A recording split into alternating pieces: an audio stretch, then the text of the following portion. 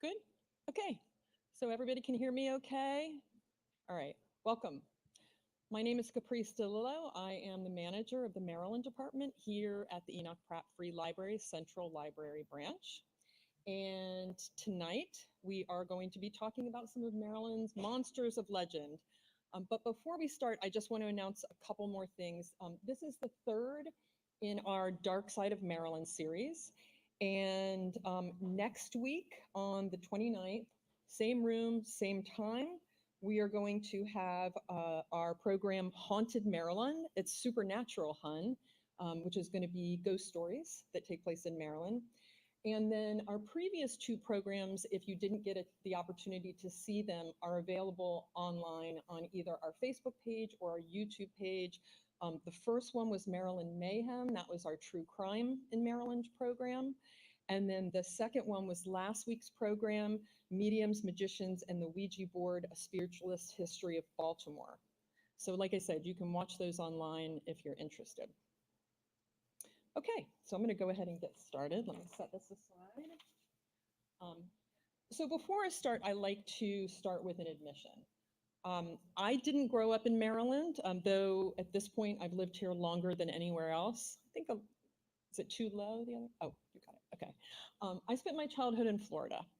And as you might imagine, we have our own crazy tales down in the Sunshine State.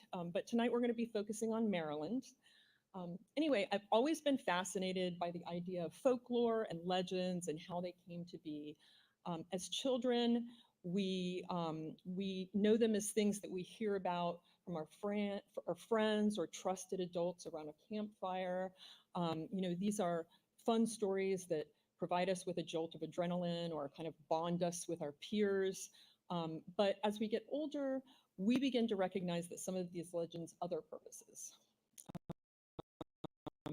Parents have used folklore for legends or for centuries to keep kids under control, of course, but there's also more insidious purposes. Stories are used to further political agendas or even as tools to subjugate marginalized individuals. And though we won't be getting into any of these tonight, there's plenty of stories of enslaved individuals worrying about mythical monsters if they leave their enslavers' property. The monsters that we're going to be looking at in this presentation are being reported on after slavery was abolished, but that doesn't mean that they weren't being used as tools of subjugation. So we're going to explore some of these ideas tonight, alongside hearing fun stories about some make-believe beasts. Or are they make-believe? Okay, so we're going to begin our exploration directly following the presidency of Theodore Roosevelt at the turn of the 20th century. Now, Teddy was an avid hunter, and he planned to spend his anticipated free time hunting as much as possible.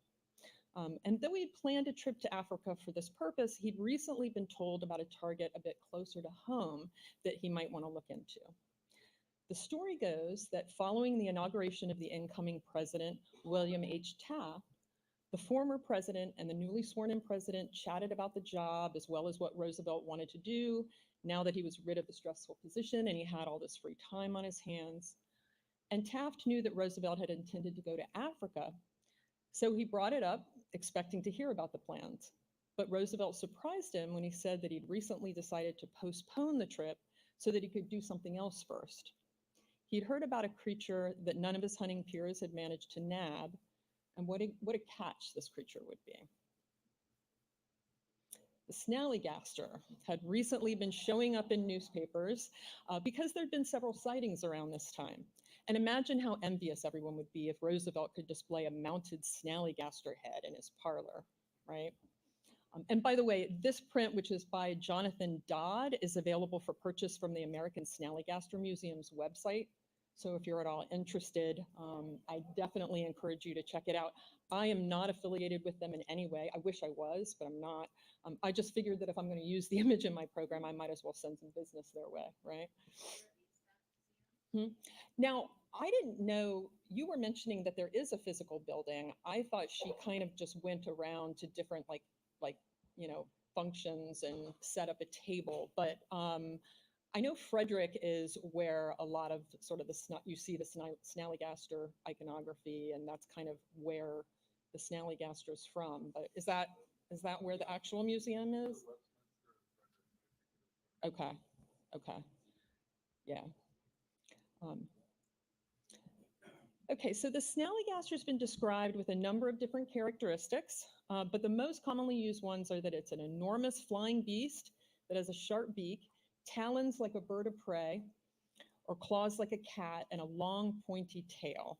It's often described as having a single eye and octopus tentacles coming out of its mouth.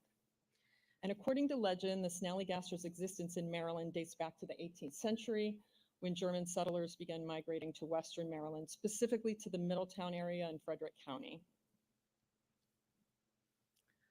And Germans had comparable mythical beasts, as you can see from these illustrations from Friedrich, and you'll have to excuse my German pronunciation here, Friedrich Justin Bertuch's Bilderbuch für Kinder, which translate to picture book for children. And the book was published, right?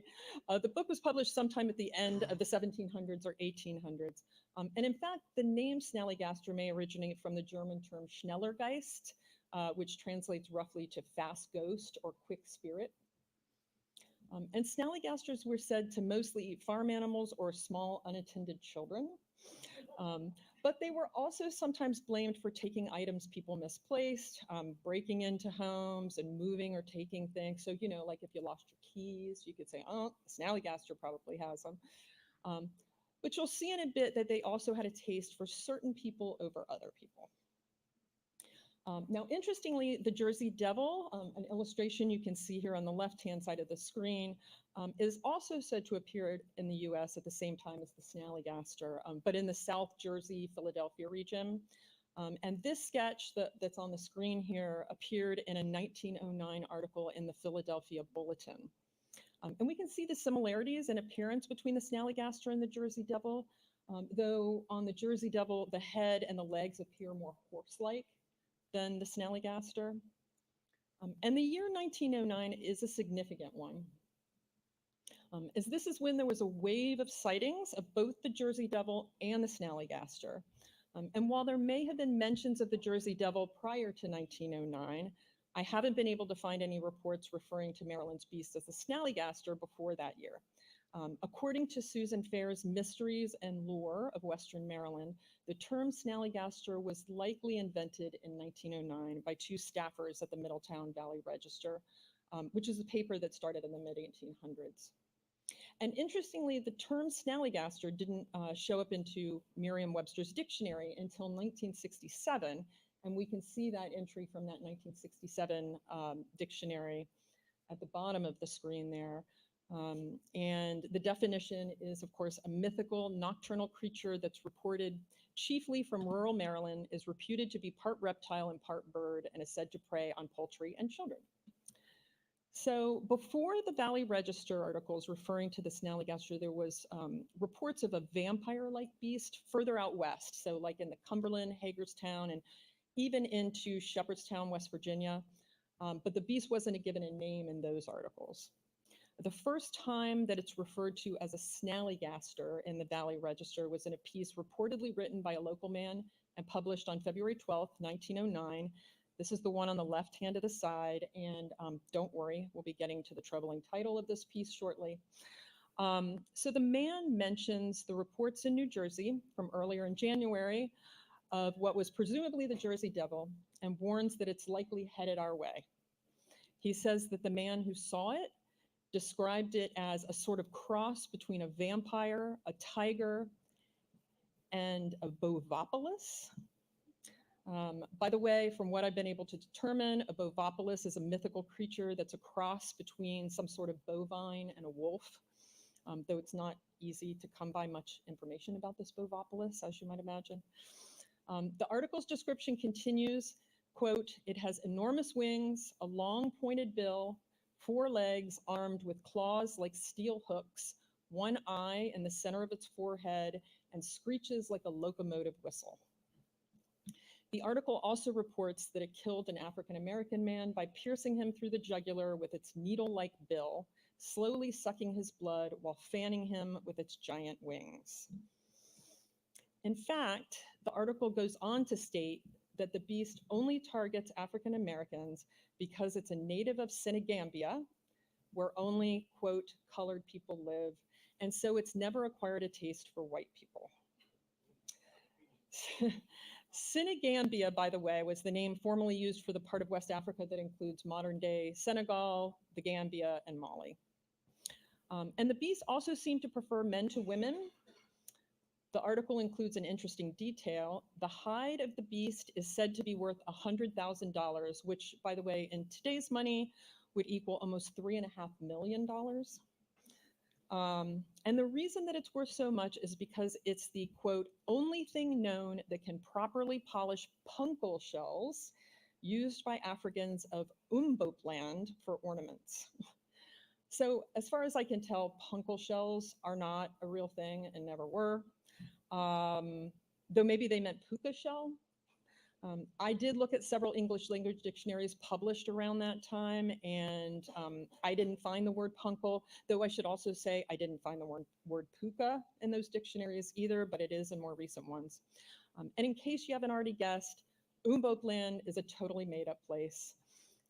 It sounds made up, of course, but I did check several different gazetteers and did not find any entries for that.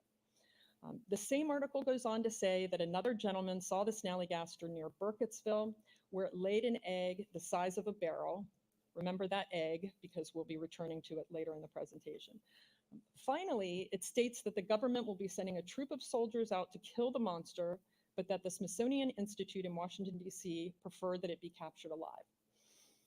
There's also a mention of President Roosevelt's interest in it, which is probably how that particular story came to be.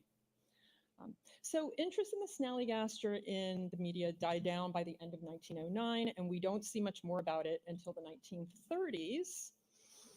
And then in 1932, articles about the snallygaster's exploits resumed. In one article, a 10-year-old boy claimed to be keeping it in his cellar, though the article goes on to say that it was likely just a large owl.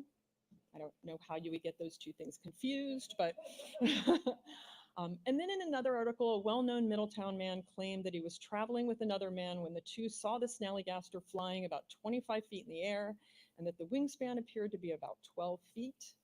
The article states that many think the snallygaster is made up, but that those who believe in it the most are local African Americans. And if that's true, we can see why based on newspaper accounts from 1909, right? And then perhaps the most well-known article from 1932 is one from the December 2nd edition of the Middletown Valley Register. Several moonshiners claim to have found the snallygaster dead in a vat of their moonshine when arriving for work one day. And believers hoped that this would mark the end of its reign of terror. And then snallygaster reports popped up over the years here and there, but none of the articles seemed to take themselves as seriously, and the sightings didn't seem to come in waves like they had in earlier years. So why do we think the articles claiming sightings came in waves in 1909 and 1932? Trevor Blank and David Puglia say in their chapter on the snallygaster in their book, Maryland Legends, Folklore from the Old Line State, that both of these waves of sightings conveniently corresponded with major events taking place in the US. You might have guessed that. So those first articles from 1909 certainly attracted greater attention for the Middletown Valley Register, which is never a bad thing when you're trying to sell newspapers, right? But it also coincided with some political battles at the time. One such political battle was fought when state Democrats proposed the Straus Amendment to the Maryland Constitution, which sought to disenfranchise African American voters. This amendment followed Democrats regaining control of Maryland in 1900 on a racist platform. Democrats then went on to maintain control of the state for over a decade. In fact, the Democratic Party has historically been the dominant party in Maryland, still is. And actually, the first 6 Democratic National Conventions were held in Baltimore. And following the adoption of Maryland's new Constitution in 1867, 28 of the state's 31 governors have been Democrats. 17 out of 23 Maryland comptrollers have been Democrats. 23 of the state's attorney generals out of 33 have been Democrats, and the party has held continuous control of the Maryland General Assembly since 1920, so over 100 years at this point, which is the longest currently running streak of control by a single party of a state legislature in the entire United States. However, you also have to keep in mind that the Democratic Party didn't become more progressive and liberal with regard to civil rights until the middle of the 20th century. In fact, Abraham Lincoln was a Republican. He was the first Republican president, and he was elected solely by the northern and western states. He had absolutely no support in the South. And although Maryland was split during the Civil War, culturally, in many ways, it's a southern state with southern sensibilities. So while the 15th Amendment, which gave Black men the right to vote, was adopted in 1870, Black voters continued to struggle with significant hurdles to vote, of course. And the Straus Amendment, which was proposed in 1908, so 1 year before that streak of articles, was actually the second in what would be 3 major 20th century proposals to amend Maryland's state constitution in an attempt to disenfranchise African Americans by restricting the right to vote based on things like ancestry and property ownership. So given that that was going on in Maryland and had the support of many in power, it's not surprising the focus on African Americans while creating tales of a terrifying beast who could swoop down and wreak havoc on African American men in particular. If you're a Black man alive at this time and maybe you're on the fence about whether or not to go out and vote for the first time, the prospect that you could be plucked from the street and killed by a giant flying beast might be just the deterrent that you would need, right? And there was really no reason to suggest that African American women were targeted, right? Women in general weren't given the right to vote until 1920, after the adoption of the 19th Amendment to the US Constitution. So that's an interesting bit of context for the 1909 articles. What about the articles from the 1930s? Well, there was at least one article, this one from the Montgomery County Sentinel, that continued to claim that the Snallygaster was only interested in Black men. And there is one part of the article that I found particularly interesting.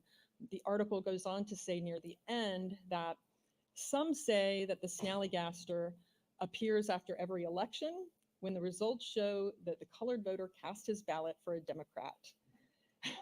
And that, quote, others say that that's just a GOP fairy tale. And then it goes on to talk about the assertion we saw back in 1909 about it being from Africa originally, blah, blah, blah. So now we're not even skirting around the issue of the election in the article. We're directly addressing it.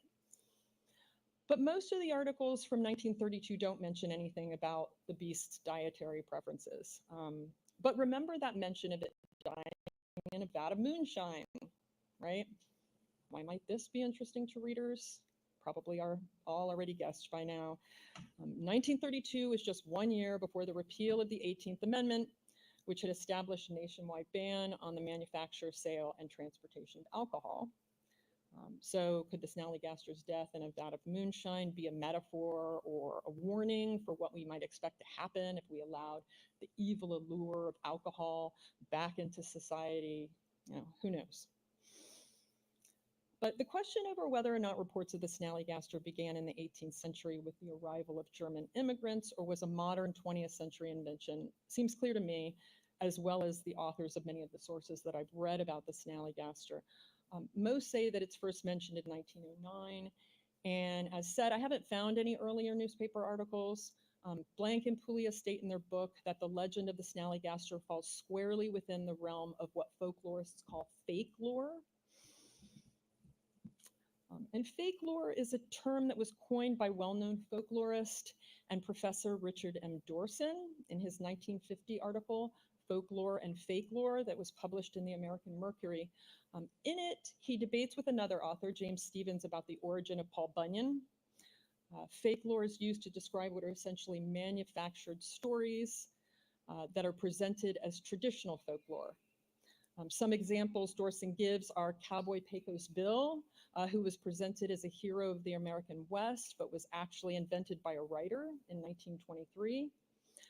Or, as just mentioned, Paul Bunyan, who Dorson claimed was invented in the early 20th century by an ad writer working for the Red River Lumber Company, essentially saying that he was just an ad for the company, right? Interestingly, Richard Dorson also coined the term urban legend, which is a term that we hear a lot more often nowadays than folklore. And though I'm unsure where the 18th century German origin story came from, the fact that the Snallygaster's origins have been described in such great detail seems to support the theory that the Snallygaster legend falls more into the folklore category than folklore. But whenever we were introduced to the Snallygaster, and whatever the reason for its creation, it's clear that the beast made an impact in the area, at least for a time. It was mentioned in newspaper articles over the years, even into the 20th century, though less frequently than earlier reports, and its appearance and its predilections have evolved. And like many of its cryptid cousins, the Snallygaster's found its way into pop culture. There's an album by Frederick County indie rock band The Skeptics called Snallygaster, which was released in the 1980s. The Snallygaster showed up in several Fred Flintstone children's books in the 1970s, although it looks more like a lion with a fan on its nose. I don't know. It's a very strange depiction. And there was even a drink invented in the 1960s called the Snallygaster, which was an ice cream float made with vanilla ice cream and Mountain Dew, and sounds repulsive to me, but who am I to say? Okay, so now we're going to move on to our next legendary monster. So our next monster also hails from the Frederick County area and has a connection to the Snallygaster.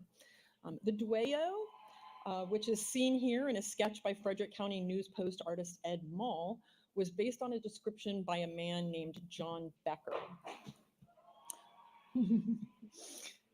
Some real exciting stuff going on out there.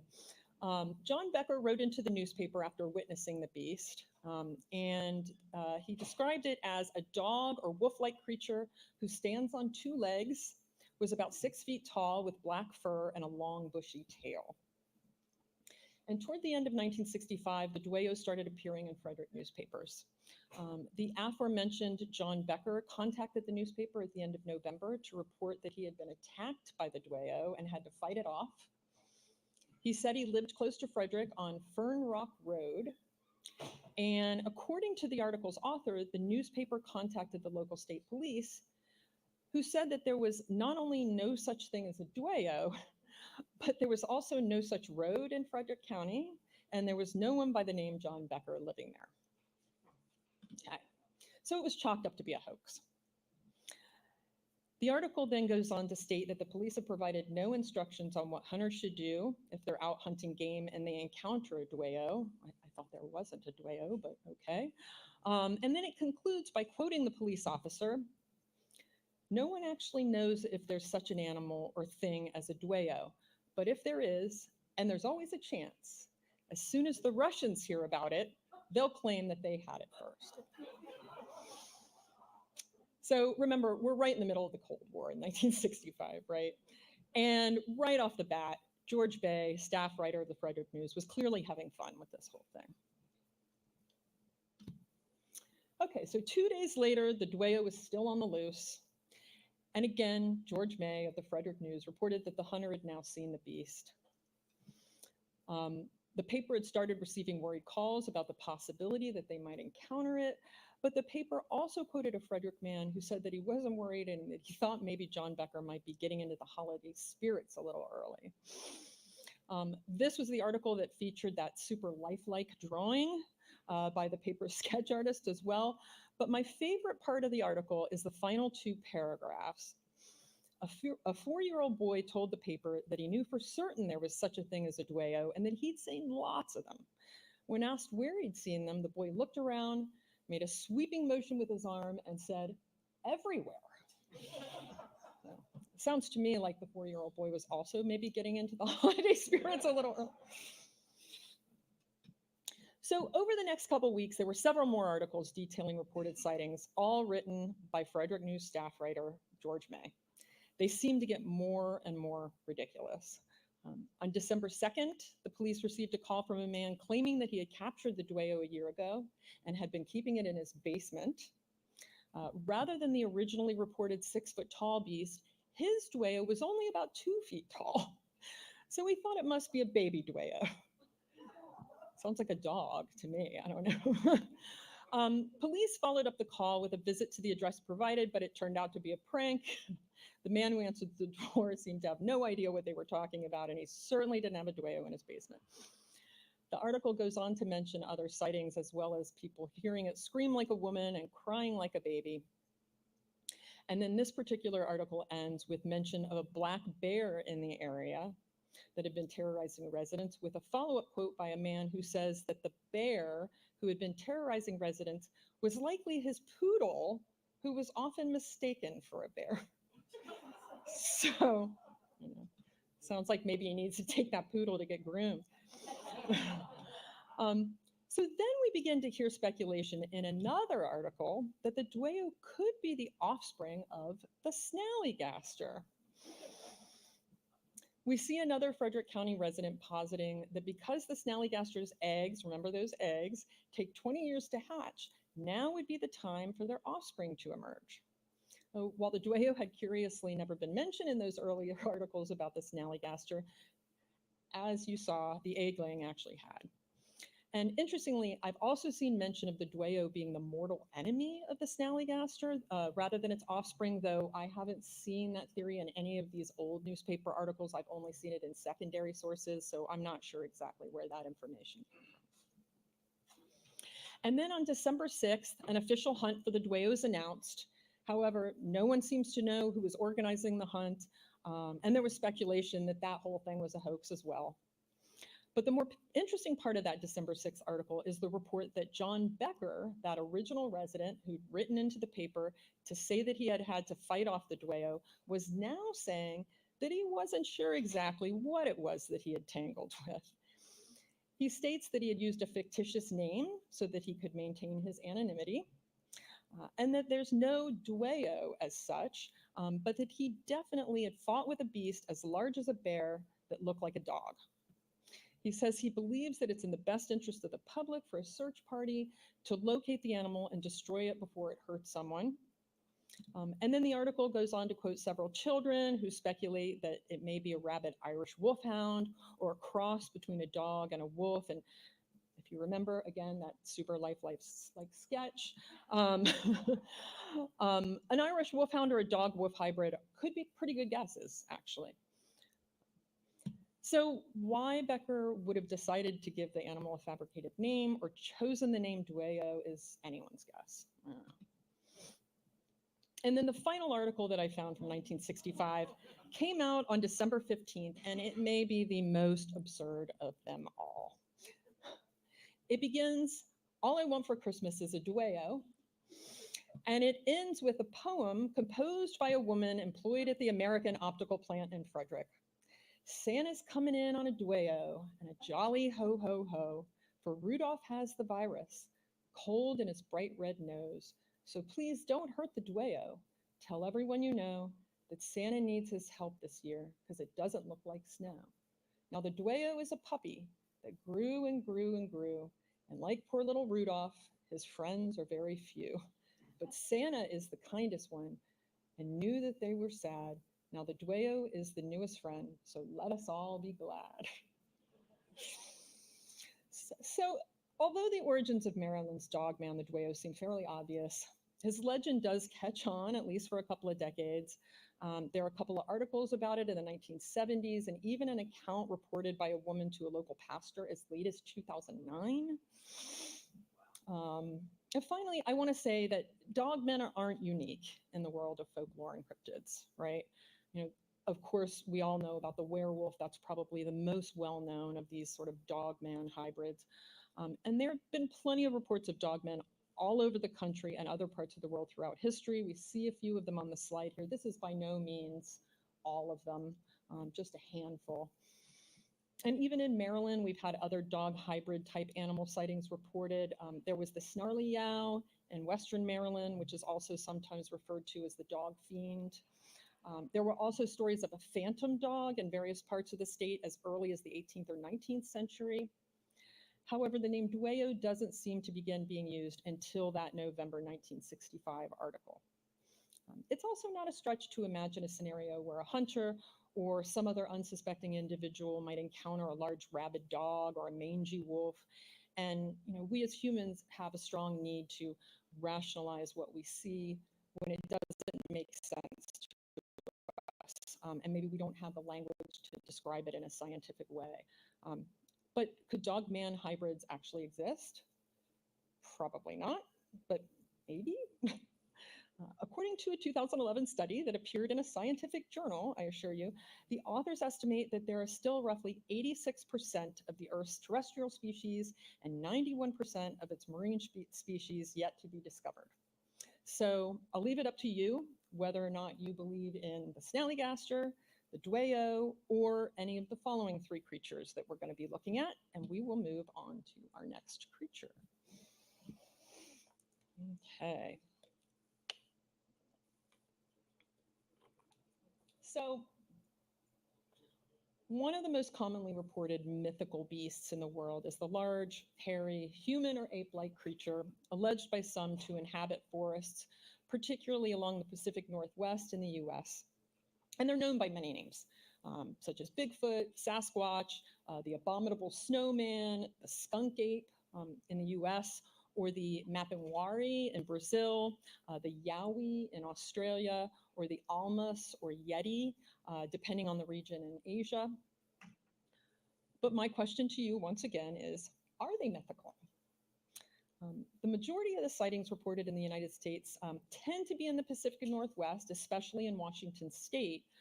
And those who study Bigfoot sightings surmise that this may be because of the vast expanses of undisturbed or undeveloped land in that area, as well as it being less densely populated. And this would allow the creature to migrate more north or south, depending on the time of year, without encountering as many humans. However, there are sightings on the East Coast as well, and not surprisingly, there have been many sightings in Maryland. Humans around the world have been reporting encounters with ape men for thousands of years.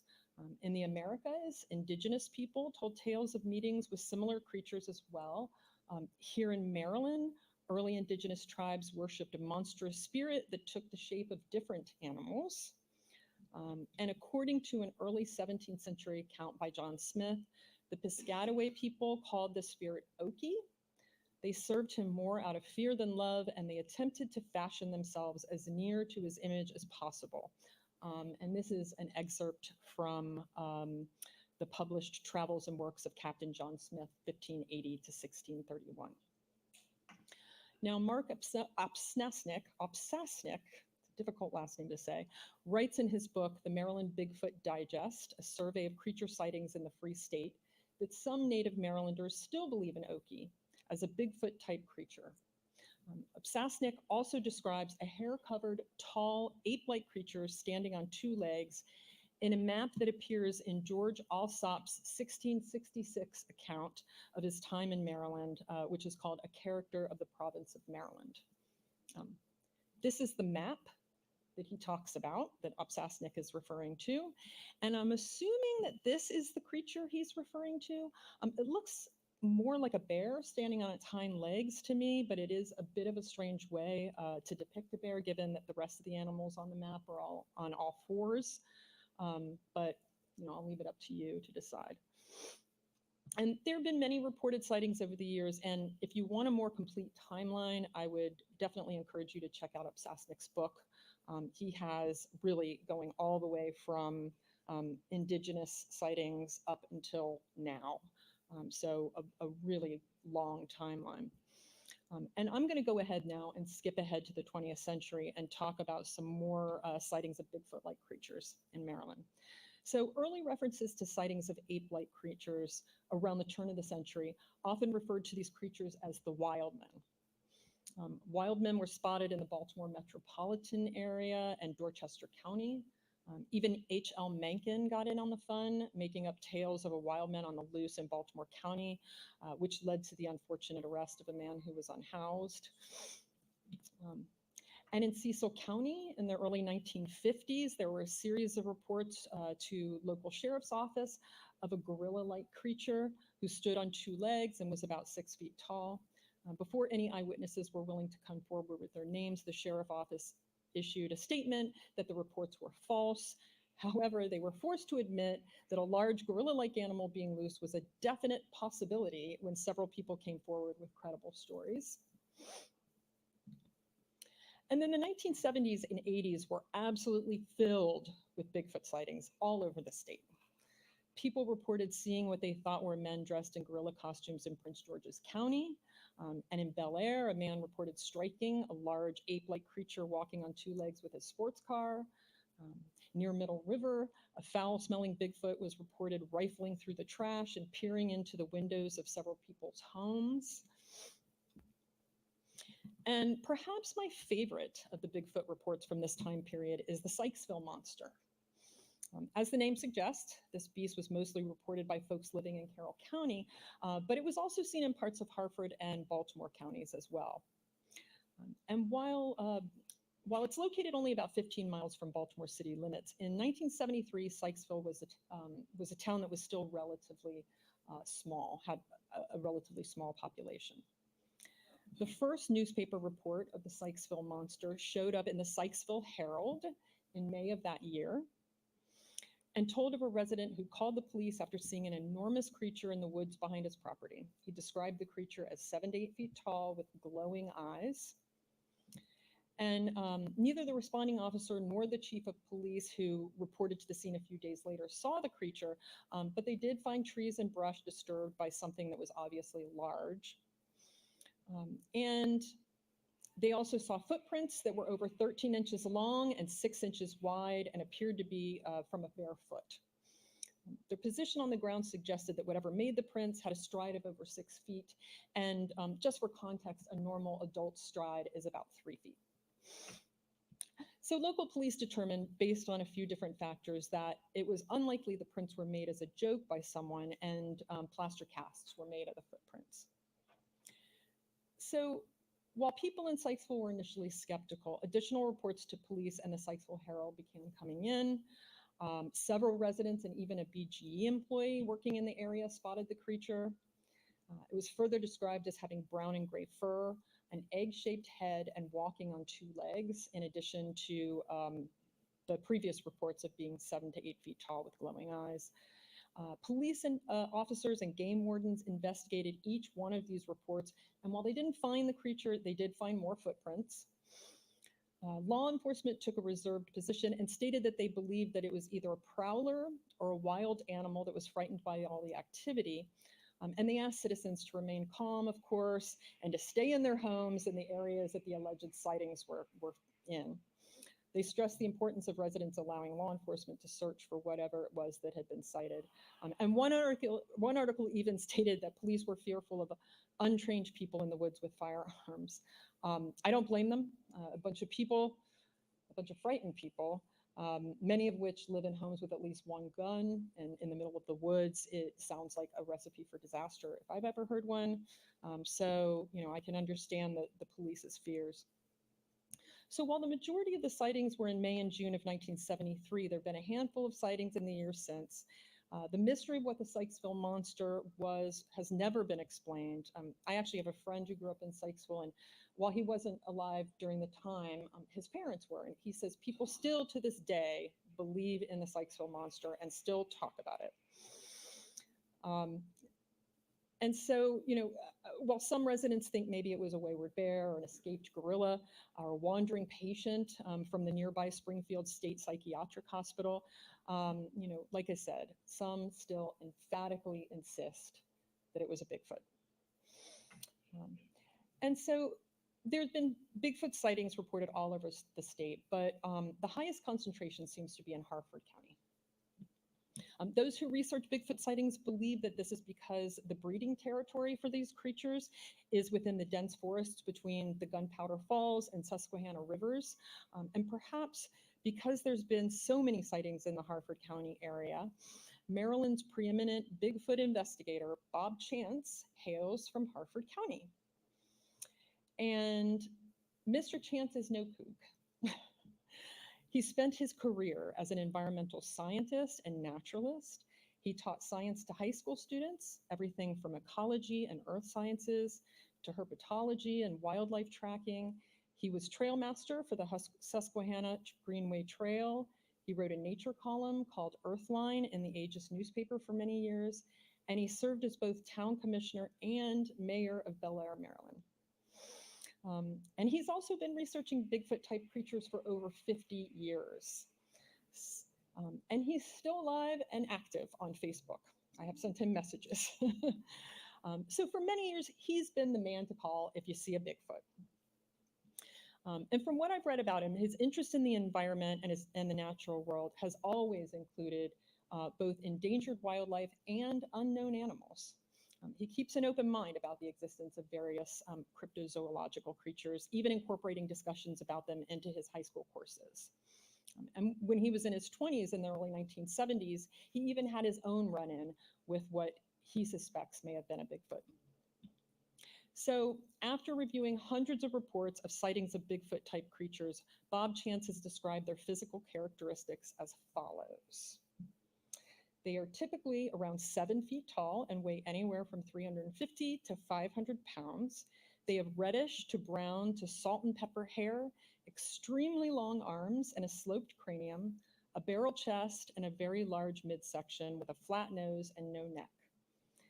He also describes their behaviors. He says there are fewer in the eastern part of the US than the west for the reasons that I mentioned earlier.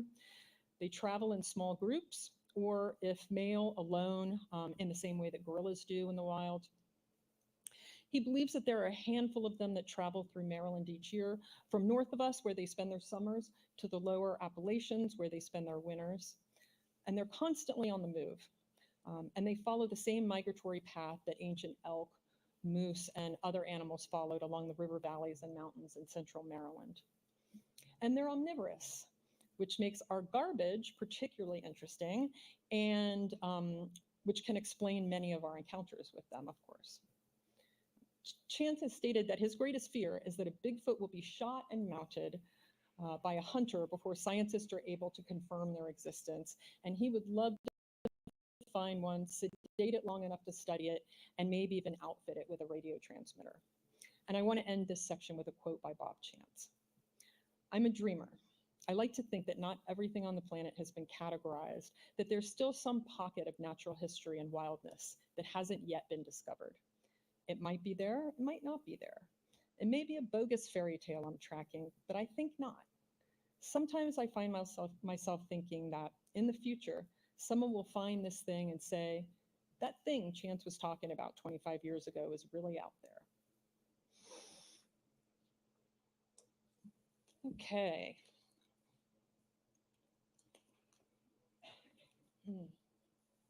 So, the Goat Man. So the backstory of the Goat Man of Prince George's County differs depending on who you're talking to. He may have escaped from a tuberculosis sanitarium at Glendale Hospital. He may be a science experiment mishap that happened at the Beltsville Agricultural Research Center, or even a scientist who performed experiments on goats at the center. He may have been a goat herd who lived as a hermit among his goats for so long that he began to resemble them. Some even claim that he was a goat herd who was mistreated by local teenagers, who killed his herd and drove him insane, causing him to stalk the woods as Goat Man, preying on teens as revenge. But no matter the backstory of the beast itself, the trajectory of the legend of Prince George's Goat Man is well documented. Its rise in popularity can be traced to a few specific events. In the spring of 1971, a University of Maryland student named George Lizama collected oral history interviews as part of a project for his Introduction to Folklore class. Lizama, who was only 21 at the time, interviewed people he knew about a legend he was well acquainted with because it was local to his hometown. And at the time, the Clinton-Oxon Hill area was in the process of transforming from a rural, somewhat sparsely populated area to what would become part of the DC suburbs, which is what it is now. The stories he collected of the Goat Man varied a bit, but they had a mostly common theme. The goat man was an old hermit who was half goat, half man, and had previously been a goat herder. He lived in a shack near a one-lane bridge on the dark, narrow, and treacherous Tucker Road in Clinton. And during a full moon, he would stand at the bridge and throw bricks or rocks at passing cars, sometimes damaging them or forcing them off the road. And finally, most of those interviewed stated that while they had never personally seen the goat man, they knew someone who had, which seems to be a common trope, right, with urban legends and things like that. I haven't seen him, but. So Lasama's professor then placed the final project titled The Goat Man of Tucker Road in the Maryland Folklore Collection in the University of Maryland's Special Collections and Archives. And when the paper was submitted, the collection was quite small. It's since grown to about 140 linear feet. I should say that one box, similar to the one in the middle of the screen there, which is about yay big, is considered to be about 1 linear foot. So you can get an idea of the scope of this collection now. And I visited the collection, which is located at the Hornbeck Library at the University of Maryland's College Park campus. And you can see the box that Lasama's project is in on the slide on the left-hand side, and his project itself, the original project itself, is spread out on the right there. And there's no way that Lasama or his professor could have had any idea the effect his project would have on the legend. But just a few months later, after Lasama's paper was added to the Maryland Folklore Collection, Karen Hostler, who was a reporter for the Prince George's County News, visited the collection looking for inspiration for a spooky story for Halloween. She found Lasama's paper and a few others, and she published the first of several stories related to Goatman on October 27th, 1971. For whatever reason, she changed his location from Tucker Road in Clinton to Fletchertown Road in Bowie, Maryland. And Hostler stated in the article that the Goatman legend was, quote, an old one that periodically dies down, then revives. So it seems the legend was already around and she had heard of it. And while many others in the area had also heard the Goatman story, it was likely introduced to even more locals in the area. In fact, not long after Hostler's first article came out, a Bowie teen reported that she and 2 friends heard strange noises one night in their backyard and saw a hairy 6-foot-high animal standing on 2 feet. The next day, they found her 10-month-old puppy, Ginger, trigger warning here, who she had said had gone missing the night before, decapitated near the railroad tracks. Hostler published her second Goatman story in the Prince George's County News about that particular incident just a couple of weeks after her first article, calling it Residents Fear Goatman Lives, Dog Found Decapitated in Old Bowie. And the article actually included a photograph of Ginger's head. I'm not sure why they felt the need to do that. Luckily, the microfilm, which is how I viewed it, wasn't clear enough for me to actually see the head. I was thankful for that. I wouldn't have included it here even if it had. So that same month that Hostler's second article came out, reporter Ivan Goldman wrote about the Goatman in the Washington Post. And now that he was appearing in a paper read nationwide, Goatman was introduced to a much larger audience. Thus began Goatman Mania. Thrill-seeking teens and other legend trippers began trekking to PG County to try to catch a glimpse of the terrifying beast. And locals living in the area in which he had been reported grew tired of the drunken littering and late-night disturbances. I can't even imagine living on that road where all of these teens were coming in droves all through the night. And Mark Opsasnick, who we heard from while talking about Bigfoot sightings and who I've spoken to about this particular legend, wrote in his book, The Real Story Behind the Exorcist, a study of the haunted boy and other true life horror legends from around the nation's capital, that one had to, quote, experience Goatman mania firsthand to fully comprehend the aura surrounding the creature and its stomping grounds. Then a few years later, reports of the Goatman moved one more time, this time to Lotsford Road in Mitchellville. And interestingly, all 3 locations are now part of the DC metropolitan area. So Clinton, Bowie, Mitchellville, all just east of the Capitol Beltway. As you can see on this map, the yellow highlighted Beltway there. The Beltway was completed in 1964, which was not long before the Goatman reports started. and it made traveling in and out of DC from the nearby towns easier.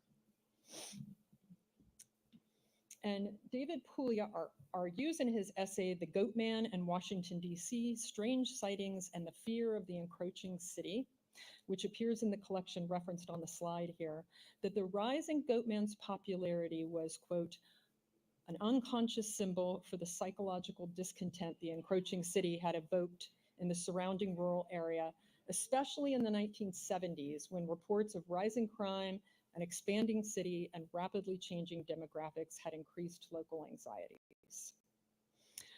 So before the Beltway, most of PG County was quite rural and culturally separate from Washington, D.C.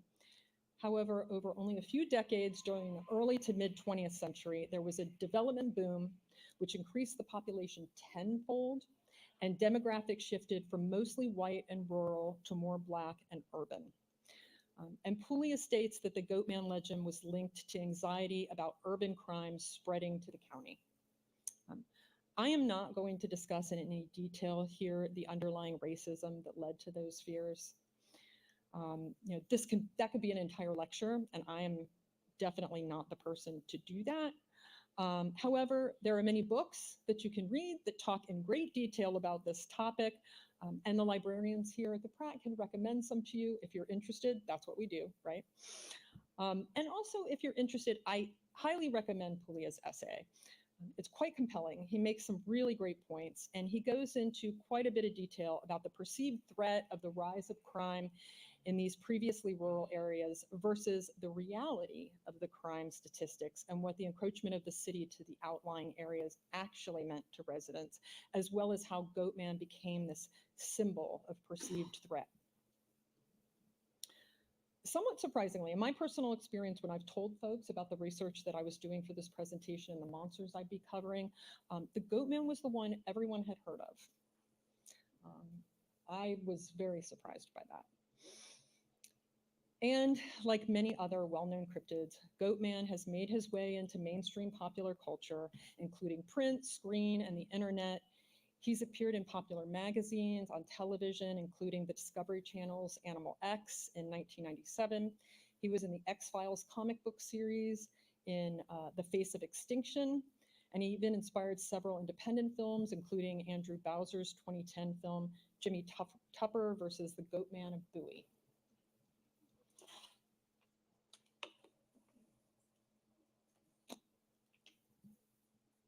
And now I'm going to talk about our final beast, Chessie. And Chessie is one that most of you have probably heard of, mainly because it's become a bit of a symbol for ecology and environmentalism in the Chesapeake Bay. I've read in several sources, including the Chesapeake Conservation Partnership website, that sightings first began sometime in the 1930s, though the beast hadn't received its adorable moniker yet at that time. Some reports state that in 1936, a military helicopter spotted some sort of large serpent-like animal swimming in Bush River, which is an estuary off of the Chesapeake Bay, though the sightings have been disputed. And I wasn't able to confirm any of this with newspaper articles or other primary sources, unfortunately. But I did find at least one 19th century article from the Washington Post that refers to a sea serpent spotted in the Chesapeake Bay.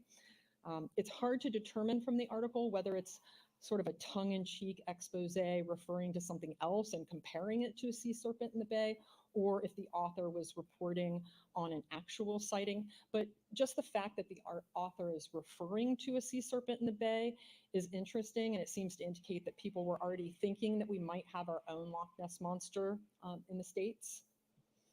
And speaking of the Loch Ness Monster, the name Chessie is obviously a nod to our monster's more famous cousin, the Loch Ness Monster, or Nessie, as it's commonly known.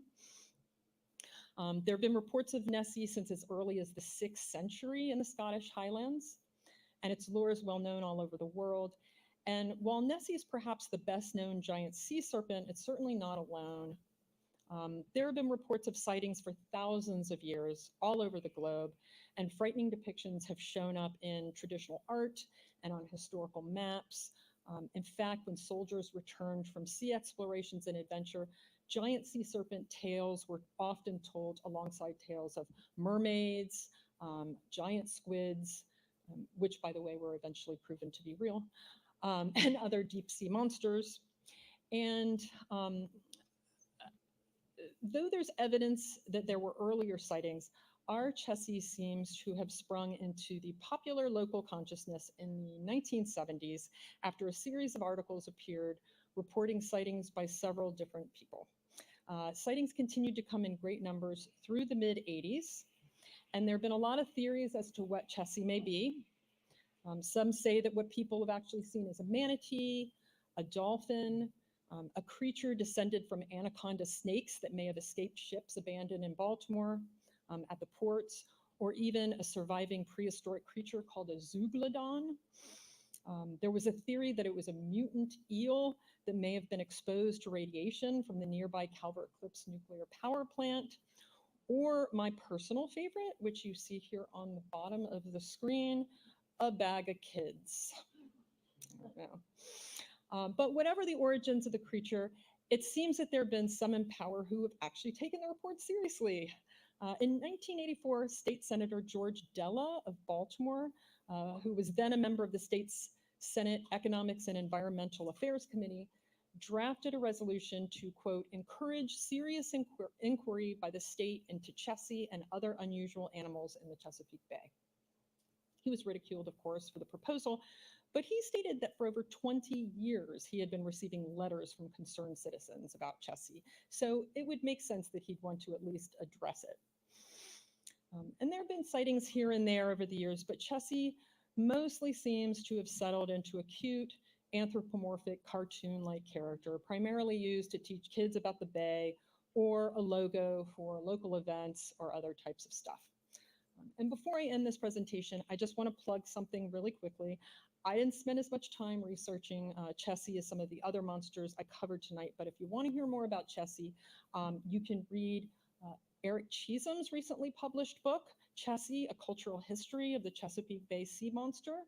And you can also hear him speak at our upcoming Let's Talk About Maryland event, which is going to be taking place on Wednesday, November 20th at 7 p.m. right here in this exact same room. And that's all I have for you this evening. I hope you enjoyed it and maybe learned something. Are there any questions? Or any stories? Yeah, go ahead. I just want to say the goat man's real. Movie in the 80s. It scared the living bejeebus out of all of us. If we ever had a field party and we heard a sound, it was the goat man. Always the goat man. And the tradition in the 80s, if you drove over Crybaby Bridge, you threw an empty beer can to hit the goat. Really? So it's interesting because I have seen in several accounts the Crybaby Bridge and the Goat Man combined, but they're actually two different legends that over time seem to, because I had read that the Crybaby Bridge, some had said it was because a woman had thrown her baby over the bridge and that's why you would hear crying. But yeah, it sort of morphed into kind of a combined legend. Interesting. Anybody else have their own stories or any questions or anything else? Huh? Yeah. Is the goat man connected to that one urban legend that's when teenagers out in the woods, they do that head count of the group, and then they realize later on that the head count is not by one, it's there, they don't know. Does this Oh. strike you a bell? I haven't heard that one, but I have heard it connected to the story about the two lovers going to park and the boyfriend gets out of the car because something is going on and somebody's tapping on the car and tells the girlfriend don't look out no matter what, and she hears scratching and then she falls asleep and she's woken up by police and it turns out that her boyfriend is like hanging above the car and it was his feet that were scratching. And there's some sort of connection between those. I mean, and those very much like Crybaby Bridge, they seem to be two separate things, but then at some point they combined into one. But I haven't heard that one. That's a new one. Yeah. Well, thank you for coming. I appreciate it. And like I said, come back next week if you're interested in ghost stories that take place in Maryland. And if you didn't notice, and if you're not already on our email list, I have a sheet in the back if you want to receive notifications about upcoming local history programs.